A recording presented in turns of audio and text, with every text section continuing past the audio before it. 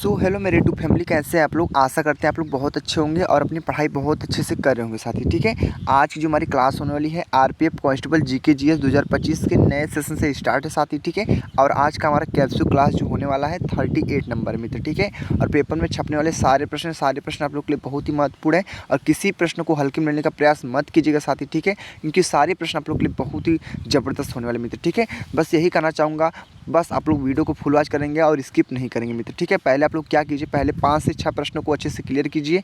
जो आप लोग के अंदर एक डर बैठा है, वो सभी बच्चों के अंदर डर बैठा होगा कि ये स्पेशल वीडियो होगी हमारे लिए, नहीं होगी, महत्वपूर्ण हमारे लिए क्लास होगी या नहीं होगी मित्र। ठीक है, ये सब अनुभव जो आप लोग अंदर से करते हैं ना, ऐसा आप लोग का खत्म हो जाएगा। बस आप लोग पहले 5 से 6 प्रश्नों को अच्छे से क्लियर कीजिए मित्र। ठीक है, बस ध्यान से आप लोग पढ़िए, आप लोग खुद समझ आ जाएगा आप लोग के लिए कितना महत्वपूर्ण क्लास है मित्र। बाकी आप लोग को पता है, हम लोग ने मिलकर जो किरण पब्लिकेशन की बुक आती है, किसकी बुक, किरण पब्लिकेशन की बुक आती है मित्र। आप लोग को पता है यह बुक स्पेशल रेलवे के लिए ही बनाई गई मित्र। ठीक है, इसी बुक से हमने पूरी 41 PYQ सेट, 41 PYQ सेट को पूरे 88 पार्ट में कवर किया। किसमें, 88 पार्ट में कवर किया मित्र। ठीक है, और ये सारी वीडियो हमारे प्लेलिस्ट में RPF constable GK GS PYQ series के नाम से प्लेलिस्ट बनी हुई है। वहाँ पे सारी वीडियो आप लोग को पार्ट वाइज मिल जाएंगे मित्र। ठीक है, वहाँ से देखकर और अपना एक अनुभव प्राप्त कर सकते हैं मित्र। ठीक है, कि कहाँ कहाँ से प्रश्न, किस किस प्रकार से कितने कितने प्रश्न पूछे जाते हैं मित्र। ठीक है, सब कुछ आप लोग का जो आप लोग का कंफ्यूजन है आप लोग का दूर हो जाएगा मित्र। ठीक है, बाकी आप लोग का जो मैं कैप्सूल क्लास चला रहा हूँ मित्र। ठीक है, इसको ध्यान से देखिए।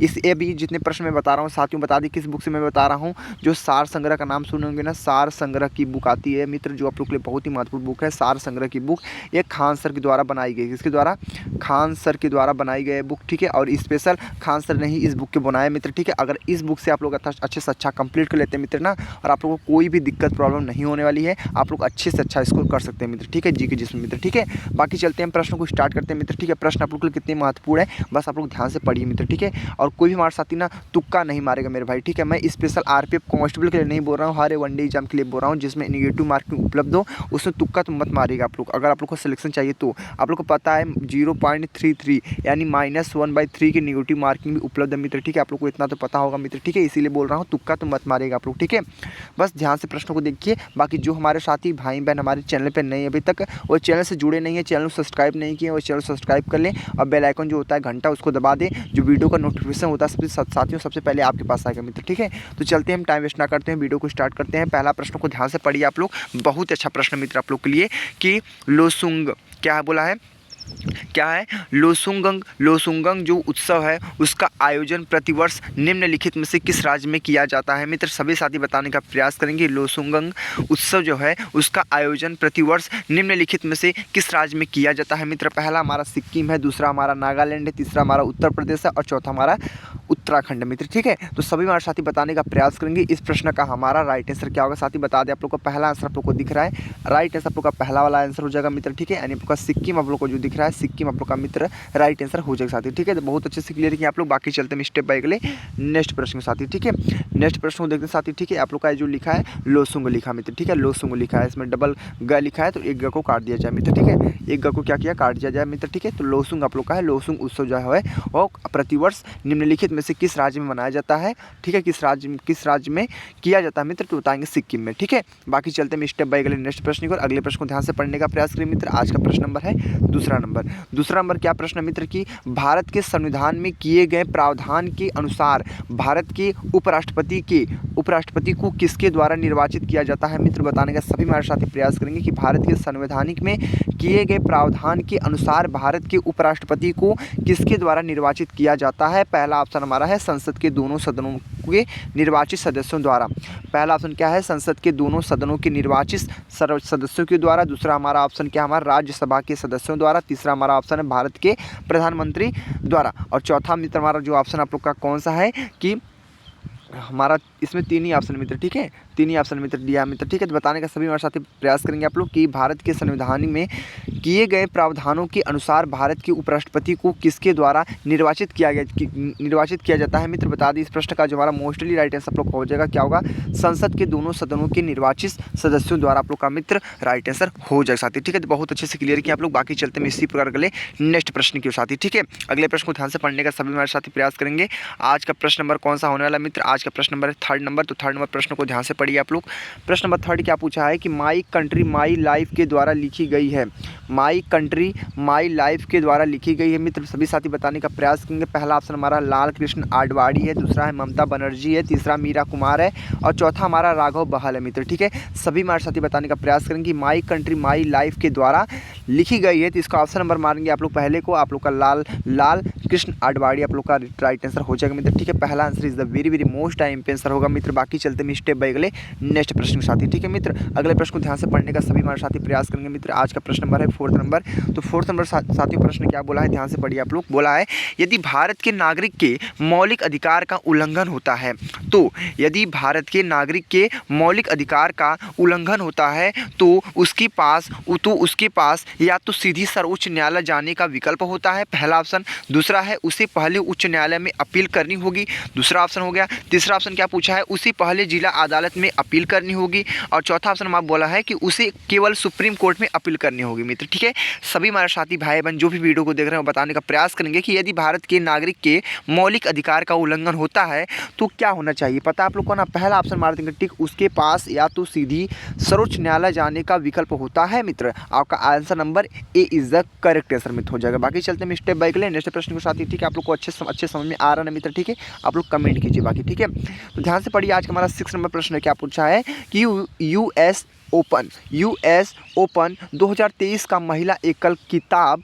किसने जीता मित्र। ठीक है, यानी यूएस ओपन 2023 का महिला एकल का खिताब किसने जीता, तो सभी साथी बताने का प्रयास करेंगे। कोको गाफ है, ग्रेबियला डब्रूवस्की है और एरिन राउटक्लिफ है और क्या डी आंसर हमारा बोला है एरिना सबालेंका। ठीक है, सभी साथी बताने का प्रयास करेंगे मित्र। इस प्रश्न का हमारा मोस्टली राइट आंसर आप लोग को मार देंगे क्या, कोको गाफ को मार देंगे मित्र। ठीक है, यानी आप लोग कोको गाफ को जो दिख रहा है आप लोग का राइट आंसर हो जाएगा मित्र। ठीक है, तो देख लिया हमने पूरे 5th प्रश्नों को बहुत अच्छे से कंप्लीट किया मित्र। बाकी चलते हैं स्टेप बाय अगले नेक्स्ट प्रश्न के साथ ही। ठीक है, अगले प्रश्न को ध्यान से पढ़ने के सभी साथी प्रयास करिए। आज का प्रश्न नंबर होने वाला है 6 नंबर।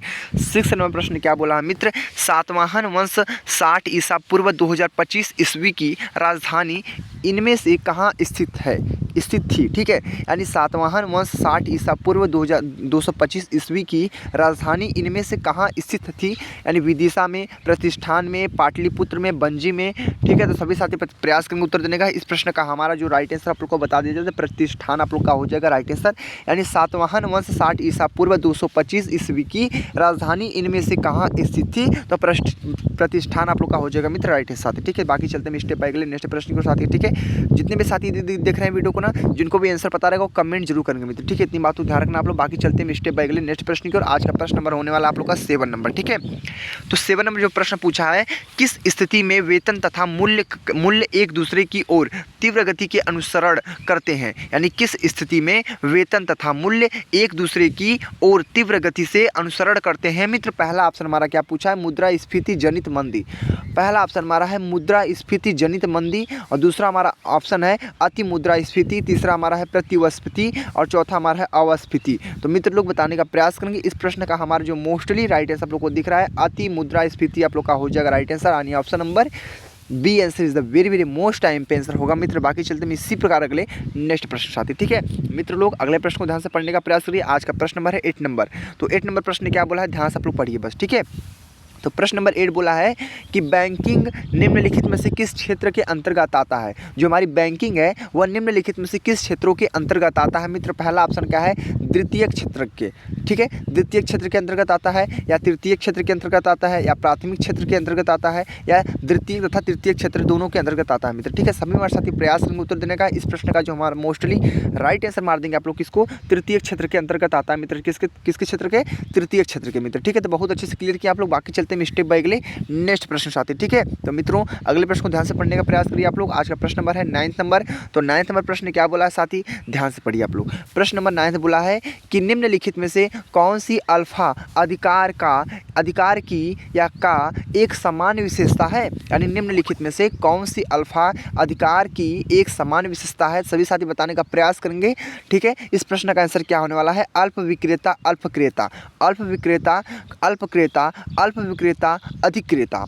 अधिक्रेता, अल्प क्रेता, अधिक विक्रेता, अधिक क्रेता। तो सभी हमारे साथी बताने का प्रयास करेंगे। इस प्रश्न का जो हमारा मोस्टली राइट आंसर आप लोग का हो जाएगा, क्या होगा, अल्प विक्रेता, अधिक क्रेता आप लोग का हो जाएगा मित्र राइट आंसर। तो आप लोग को अच्छे समझ आ रहा है साथी ना। तो सारे प्रश्नों को अपने नोटबुक पे नोट करते रहिए मित्र, ठीक है, क्योंकि आप लोग को बहुत अच्छे से मैं बता रहा हूँ और सारे प्रश्नों को रट लीजिए इसी वीडियो में मित्र, क्योंकि आप लोग को पता है अगर सार संग्रह का बुक को आप अच्छे से पढ़ेंगे मित्र ना, उसमें पूरा थ्योरिकल आंसर ने दिया मित्र, ठीक है, उसमें ऑब्जेक्टिव प्रश्न एक भी नहीं मिलेगा आप लोग को, ठीक है। इसलिए मैं पूरा उसी प्रश्नों को, थ्योरिकल प्रश्न को पढ़ के आप लोग को एकदम बढ़िया से एकदम ऑब्जेक्टिव की तरह आप लोग को बता रहे हैं मित्र, ठीक है। तो ध्यान से पढ़िए आप लोग, ठीक है, आप लोग के लिए बहुत ही महत्वपूर्ण है। सारे प्रश्नों को नोट बाय नोट करते रहिए आप लोग, क्योंकि आप लोग के लिए एग्जाम के लिए बहुत ही हेल्प होगा मित्र, ठीक है। तो ध्यान से पढ़िए आप लोग। चलते हैं स्टेप बाय अगले नेक्स्ट प्रश्न की। और आज का प्रश्न नंबर है 10th नंबर। तो 10th नंबर प्रश्न क्या मित्र, ध्यान से पढ़िए आप लोग। बोला है कि 5वीं पंचवर्षीय योजना का जो मुख्य लक्ष्य है वह कौन था।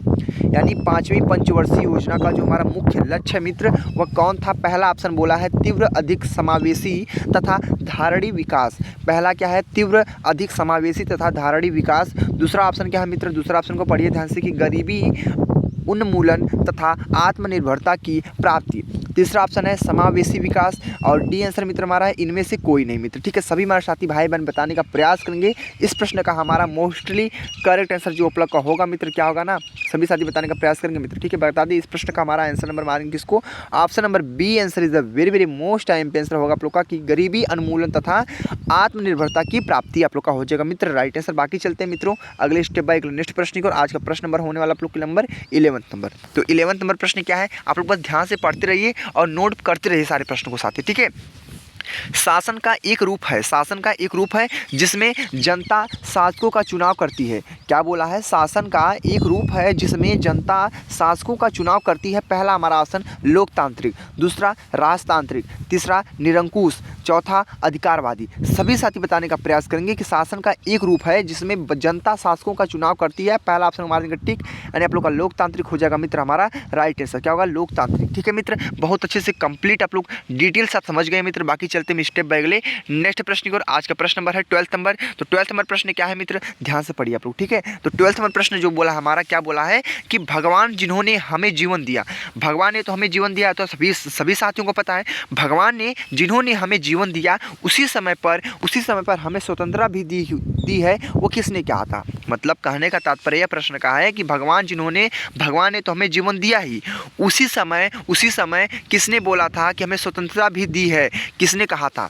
ठीक है। जब हमें जीवन मिला तो उसी समय हमारा भारत स्वतंत्र हो चुका था साथी। समझ लीजिए, एक सपोज मान लीजिए आप लोग, ठीक है। कहने का तात्पर्य यही निकलता है ना कि जिस समय हमने जन्म लिया उसी समय स्वतंत्रता भी हमको मिल जाती। तो ये बात किसने कहा था, जेफरसन ने कहा था, मार्क्स ने कहा था, प्लेटो ने कहा था, लॉक ने कहा था मित्र। ऑप्शन नंबर मांगे पहले ऑप्शन को जेफरसन ने कहा था। किसने कहा था, जेफरसन ने कहा था मित्र कि भगवान जिन्होंने हमें जीवन दिया उसी समय हमें स्वतंत्रता भी दी है, वो किसने कहा था, वो जेफरसन ने कहा था मित्र। पहला ऑप्शन को मार देंगे। प्रश्न आप लोग के लिए बहुत ही महत्वपूर्ण है, ऐसे प्रश्न आप लोग के एग्जाम में रिपीट होने की संभावना होती है मित्र, ठीक है। तो ध्यान से पढ़िए। आज का प्रश्न नंबर है 30 नंबर। तो 30 नंबर प्रश्न क्या बोला है, 30 नंबर प्रश्न मित्र बोला है कि पितृ प्रधान समाज से क्या अभिप्राय है। क्या बोला है, पितृ प्रधान समाज से क्या अभिप्राय है मित्र। पहले आप लोग ऑप्शन को पढ़िए। ऑप्शन क्या हमारा बोला है, ध्यान से पढ़िए आप लोग ऑप्शन को। ऑप्शन पहला हमारा है, पहला ऑप्शन हमारा बोला है मित्र, ऐसी व्यवस्था जिसमें पुरुषों को महिलाओं से अधिक महत्व दिया जाता है,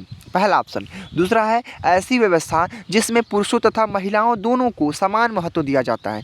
तीसरा ऑप्शन, ऐसी व्यवस्था जिसमें बुजुर्गों को अधिक महत्व दिया जाता है। चौथा ऑप्शन, ऐसी व्यवस्था जिसमें महिलाओं को पुरुषों से अधिक महत्व दिया जाता है मित्र। इस प्रश्न का जो हमारा मोस्टली करेक्ट आंसर होगा मित्र, बता देते हैं आप लोग को। राइट आंसर मारेंगे किसको, आप लोग को पहला वाला आप लोग का आंसर होगा राइट आंसर मित्र। यानी आप लोग का पहला आंसर कौन सा हमारा है, पहला ऑप्शन मैं आप लोग को बता देता हूँ कि आप लोग का राइट आंसर मार देंगे पहले ऑप्शन को। पहला ऑप्शन हमारा बोला है मित्र लोग, पहला ऑप्शन को ध्यान से पढ़िए आप लोग। बोला हमारा क्या, ये कैंसिल हो जा रहा है, कि ऐसी व्यवस्था जिसमें पुरुषों को महिलाओं से अधिक महत्व दिया जाता है मित्र। आप लोग का हो जाएगा राइट आंसर। आप लोग इसी को मार देंगे राइट आंसर। आप लोग का हो जाएगा क्या मित्र, आप लोग का राइट आंसर ए वाला हो जाएगा राइट आंसर मित्र, ठीक है। तो बहुत अच्छे से कंप्लीटली डिटेल साथ मैंने आप लोग को बता दिया, ये आंसर आप लोग का हो जाएगा राइट आंसर। बाकी चलते हैं स्टेप बाय अगले नेक्स्ट प्रश्न पर। आज का हमारा प्रश्न नंबर है 14 नंबर, यानी आप लोग का प्रश्न 14 मित्र, ठीक है। तो प्रश्न 14 को ध्यान से पढ़ने का सभी साथी प्रयास करेंगे कि ट्रांसजेंडर के लिए भारत की पहली समर्पित OPD निम्नलिखित में से किस अस्पताल में खोली गई है? जो हमारी पहली ओपीडी थी मित्र, वह निम्नलिखित में से किस अस्पताल में खोली गई थी? तो राम मनोहर लोहिया RML अस्पताल, ठीक है, राम मनोहर लोहिया RML अस्पताल। दूसरा है कैलाश दीपक हॉस्पिटल। तीसरा है सर गंगा राम अस्पताल। चौथा हमारा है क्या? चौथा हमारा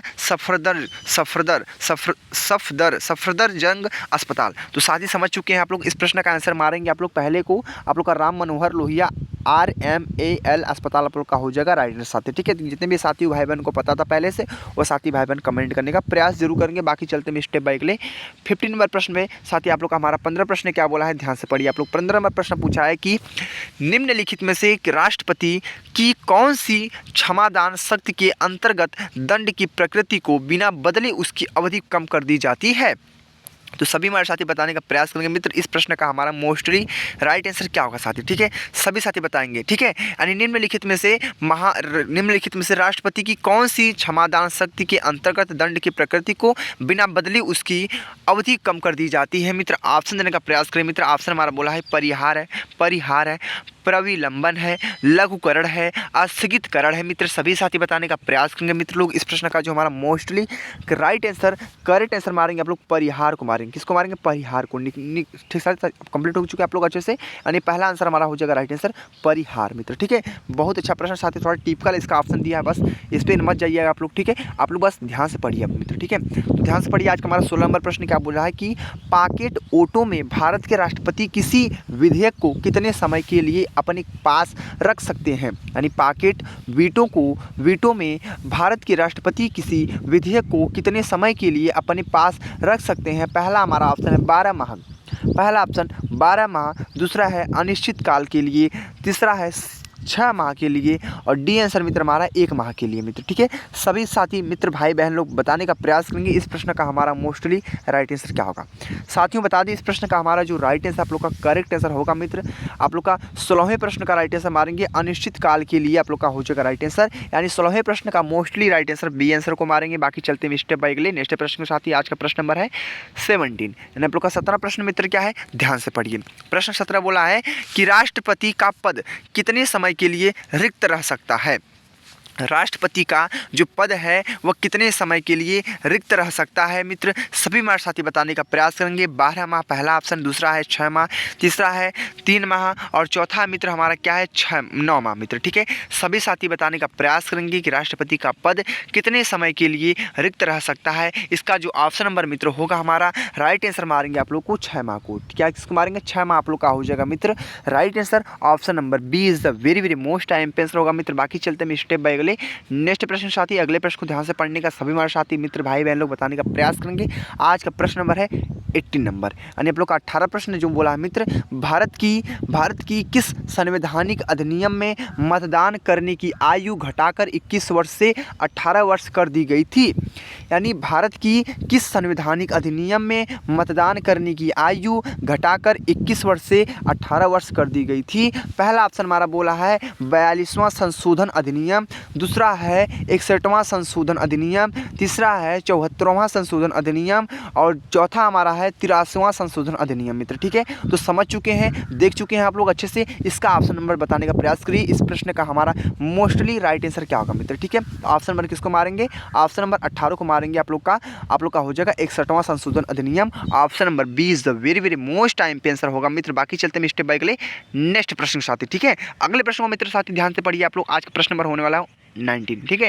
आप लोग 19वां प्रश्न मित्र क्या है, पढ़िए ध्यान से, आपको समझ आ जाएगा कि किस वर्ष ईस्ट इंडिया कंपनी को पूरी तरह समाप्त कर दिया गया तथा भारत पर ब्रिटिश सरकार का पूर्णतः अधिकार हो गया था, ठीक है। तो किस वर्ष ईस्ट इंडिया कंपनी को पूरी तरह समाप्त कर दिया गया था तथा भारत पर ब्रिटिश सरकार का पूर्णतः अधिकार हो गया था? पहला ऑप्शन 1838, दूसरा ऑप्शन 1858, तीसरा ऑप्शन 1929 और डी आंसर मित्र हमारा 1898। तो सभी साथियों को बता दिया ऑप्शन नंबर किसको मारेंगे? 1858 को, ठीक है। Option number B is the very most time answer. बाकी चलते हैं स्टेप बाय स्टेप नेक्स्ट प्रश्न साथी। अगले प्रश्न को मित्र ध्यान से पढ़ने का सभी साथी प्रयास करेंगे। आज का प्रश्न नंबर होने वाला 20वां नंबर। तो 20वां नंबर प्रश्न क्या है, किस स्थान पर हड़प्पन, क्या बोला है, किस स्थान पर हड़प्पन समय की रथ की एक प्रतिमा प्राप्त हुई थी मित्र। हड़प्पन जो लिखा है ना आप लोग का जो आग मात्रा उसको काट देंगे, ठीक है।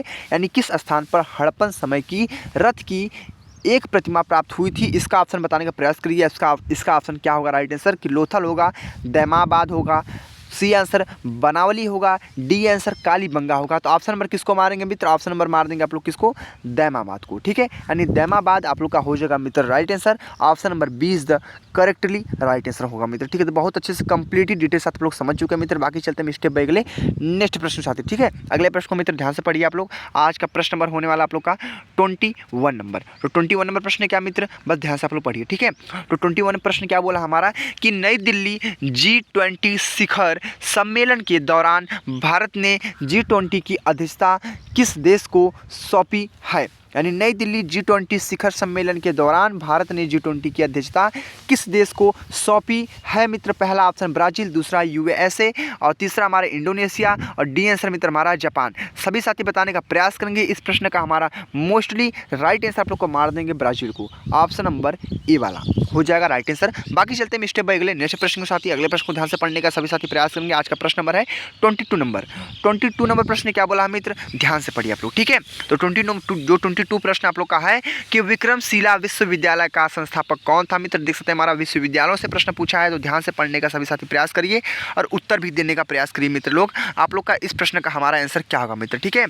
तो पहला है जो विक्रमशिला विश्वविद्यालय का संस्थापक कौन था, तो पहला हमारा धर्मपाल है, दूसरा विजय सेन है, तीसरा अतिशा है और डी आंसर मित्र हमारा बोला है कि बल्लाल सेन है मित्र, ठीक है। तो ऑप्शन नंबर जो आप लोग का राइट आंसर आप लोग का करेक्ट आंसर होगा मित्र। मैं बता देता हूँ हम लोग का राइट आंसर 22वें का राइट आंसर धर्मपाल आप लोग का हो जाएगा राइट आंसर। ऑप्शन नंबर क्या होगा, ऑप्शन नंबर आप लोग का ए को मारेंगे मित्र, ठीक है। Option number A is the correctly right answer मित्र हो जाएगा। बाकी चलते हैं स्टेप बाय अगले नेक्स्ट प्रश्न के साथ ही। अगले प्रश्न को ध्यान से पढ़ने का सभी हमारे मित्र भाई बहन लोग प्रयास करेंगे उत्तर देने का। आज का प्रश्न नंबर है 23 नंबर। 23 नंबर प्रश्न क्या बोला है मित्र, बोला है 23 नंबर प्रश्न कि जब भारत हमारा स्वतंत्र हुआ उस समय इंग्लैंड के प्रधानमंत्री कौन थे। जब भारत स्वतंत्र हुआ उस समय हमारे इंग्लैंड के प्रधानमंत्री कौन थे। पहला है क्विलमेंट इटैली, दूसरा है मार्गरेट थैचर, तीसरा हमारा है वारेन हेस्टिंग्स, ठीक है। और डी आंसर मित्र हमारा है विलियम बेंटिंग। सभी साथी बताने का प्रयास करेंगे। इस 23 नंबर प्रश्न का राइट आंसर क्या होगा सभी साथी बताने का सभी साथी प्रयास करेंगे। और कोई भी हमारे साथी ना तुक्का तो नहीं मारेगा, इतनी बात को ध्यान रखना मेरे भाई, ठीक है। सिलेक्शन चाहिए, वर्दी चाहिए, तुक्का तो भूल जाइए, इतनी बात को ध्यान रखना। बाकी इस प्रश्न का हमारा राइट आंसर आप लोग मारेंगे क्विलमेंट इटैली आप लोग का हो जाएगा राइट आंसर। बाकी चलते हैं स्टेप बाय अगले नेक्स्ट प्रश्न को। आज का प्रश्न नंबर है 24 नंबर। तो 24 नंबर प्रश्न क्या मित्र, पढ़िए ध्यान से। निम्नलिखित में से कौन सी पर्वत श्रृंखला यूरोप तथा एशिया को अलग करती है मित्र। बताने का सभी साथी प्रयास करिए ना आप लोग कि निम्नलिखित में से कौन सी हमारी पर्वत श्रृंखला है जो यूरोप तथा एशिया को अलग करती है। पहला ऑप्शन यूराल पर्वत श्रृंखला, पहला ऑप्शन क्या है हमारा यूराल पर्वत श्रृंखला, दूसरा है एप्लीसियन पर्वत श्रृंखला और तीसरा हमारा है हिमालय पर्वत श्रृंखला, चौथा हमारा राकी पर्वत श्रृंखला मित्र, ठीक है। सभी मित्र भाई बहन लोग बताने का सभी साथी प्रयास करेंगे कि निम्नलिखित में से कौन सी हमारी पर्वत श्रृंखला है जो यूरोप तथा एशिया को अलग करती है। ऑप्शन नंबर मानेंगे पहले को यूराल पर्वत श्रृंखला आप लोग का हो जाएगा करेक्टली राइट आंसर मित्र, ठीक है। तो बहुत अच्छे से और कम शब्दों में आप लोग को बहुत आसान शब्दों में मैंने आप लोग को बता दिया 24 नंबर प्रश्न को। बाकी चलते हैं आज के अंतिम प्रश्न की और आज का अंतिम प्रश्न कौन सा होने वाला है 25 नंबर प्रश्न है। तो पहले 25 नंबर प्रश्न को पहले ध्यान से पढ़ते हैं, फिर इसके ऑप्शन को ध्यान से देखते हैं मित्र, ठीक है। तो पढ़िए ध्यान से आप लोग। प्रश्न क्या बोला है कि स्वेज नहर निम्नलिखित में से किन जल निकायों को जोड़ती है मित्र। स्वेज नहर निम्नलिखित में से किन जल निकायों को जोड़ती है। पहला हमारा भूमध्य सागर तथा लाल सागर, पहला ऑप्शन भूमध्य सागर तथा लाल सागर, दूसरा है भूमध्य सागर तथा काला सागर और तीसरा हमारा है प्रशांत महासागर तथा अंध महासागर और डी आंसर मित्र हमारा है भूमध्य सागर तथा उत्तरी ध्रुव महासागर। सभी साथी मित्र भाई बहन लोग बताने का प्रयास करेंगे स्वेज नहर निम्नलिखित में से किन जल निकायों को जोड़ती है? इसका ऑप्शन नंबर मार देंगे आप लोग का राइट आंसर। आप लोग का किसको मारेंगे? भूमध्य सागर तथा लाल सागर आप लोग का हो जाएगा करेक्टली राइट आंसर में तो हो जाएगा साथी। ठीक है, तो देख लिया हमने पूरी 25 प्रश्नों को, बहुत ही आसान शब्दों में मैंने आप लोग को बता दिया पूरे 25 प्रश्नों को। और आशा करते हैं इसी वीडियो में सारे प्रश्नों को आप लोग अच्छे से रट लिए होंगे मित्र। ठीक है, क्योंकि मैं इतना ही कोशिश करता हूँ कि जो भी मैं वीडियो बनाता हूँ साथी उसी प्रश्न में सारे प्रश्नों को आप लोग रट लीजिए, सारे प्रश्नों को अपने नोटबुक पर नोट कर लीजिए मित्र। ठीक है, क्योंकि ये सारे प्रश्न सार संग्रह की बेस्ट बुक खान सर के द्वारा लिखी गई है मित्र। ठीक है, उसी बुक से मैं बता रहा हूँ साथी। ठीक है, क्योंकि वो थ्योरिकल पार्ट सबको नहीं याद होता है, इतनी में जो मुझे पता है मित्र। ठीक है, और थ्योरिकल पार्ट जो होता है सबको याद नहीं होता है। जो ऐसे ही बच्चे हैं जो दिन रात एक कर देते हैं उन्हीं को याद हो सकता है मित्र, क्योंकि बहुत मोटी किताब भी आप लोग को पता है। जिसके पास होगी आप लोग सर्च भी कर सकते हैं फ्लिपकार्ट पे, अमेजॉन पे, ठीक है, कहीं पे सर्च कर सकते हैं मित्र कि आप लोग का सार संग्रह बुक। ठीक है, बाकी यूट्यूब पे भी सर्च करते हैं सार संग्रह बुक कितनी मोटी है, कैसा है मित्र, पढ़ने का तात्पर्य क्या, उसमें जीके जिससे कैसे पोर्शन होते हैं, सब कुछ आप लोग डिटेल साथ पता चल जाएगा मित्र। ठीक है, उसी प्रश्नों को मैं आप लोग को ऑब्जेक्टिव की तरह आप लोग को बढ़िया से बताने का कोशिश कर रहा हूँ। बस आप लोग समझने का प्रयास कीजिए। आज का हमारा कैप्सूल क्लास 38 था, हम जल्द मिलेंगे 39 क्लास में मित्र। ठीक है, बस आप लोग का प्यार सपोर्ट हमारे ऊपर बने रहे ऐसे मित्र। ठीक है, बाकी आप लोग मेहनत करना मत छोड़िएगा। मैं इतनी गारंटी दावे के साथ बोलता हूँ, अगर आप लोग का जीके जिसमें 50 प्रश्न पूछे जाते हैं तो 50 में से 40 प्रश्न और 35 प्रश्न आप लोग कहीं नहीं गए हैं मित्र। ठीक है, आप लोग 90 से 95 तक स्कोर आसानी से कर सकते हैं। बस जो बता रहा हूँ उसको फोकस कीजिए, उसको अच्छे से अपना कंप्लीट कीजिए, डिटेल के साथ पढ़िए मित्र। ठीक है, तो मिलते हैं अगले नेक्स्ट वीडियो में। वीडियो को यहीं पे एंड करते हैं। तो जय हिंद, जय भारत, वंदे मातरम।